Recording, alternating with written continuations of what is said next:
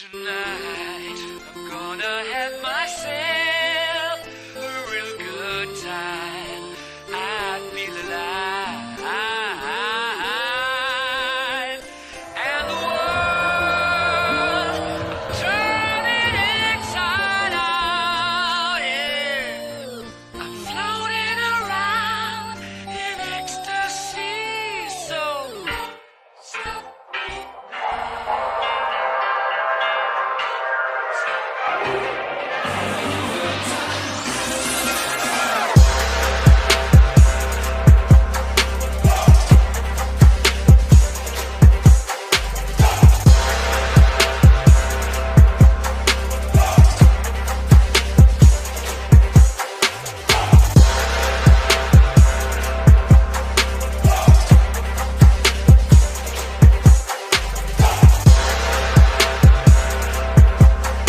Yes guys, that's right, that is right, we got a winner and it is Ghosts of Tsushima, and this is the player's voice winner. This is the real winner of the game of the year for 2020. We all know that the press is going to give the actual official award of the critics, like The Last of Us 2 or some other crappy game. But guys, we have finally the verdict. The players have spoken, and this is thanks to the epic fail of Neil Druckmann and his recent tweet, which has pretty much destroyed the opposition and has activated the players. And this is what happens when you get too cocky. So basically, as you guys know, Neil Druckmann posted a tweet just a few hours after the voting was starting to be cast about The Last of Us Part 2 and Ghost of Tsushima in the Game Awards, and Neil Druckmann said, "Oh, The Last of Us fans, activate as a bonus for every vote you cast for The Last of Us Part 2, a hater loses their caps." And after that he actually apologized in another tweet, but basically what he did is that he did that, and then of course players went just crazy and they just said, okay, yeah, well, you know what, we're gonna vote Ghost of Tsushima because Ghost of Tsushima is actually a deserving game. And guys, this is exactly showing what's gonna happen here and why Ghost of Tsushima deserves the praise for to be the actual game of the year.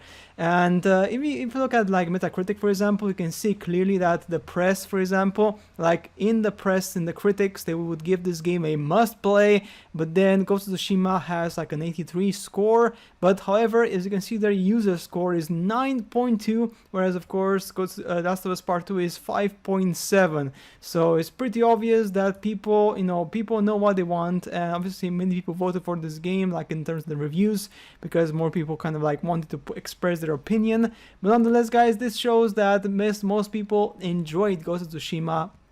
And the best of all is that this just shows that finally we have a winner, and it's great to see that finally the players can actually vote the game they want, and of course the game that deserves to be called the game of the year.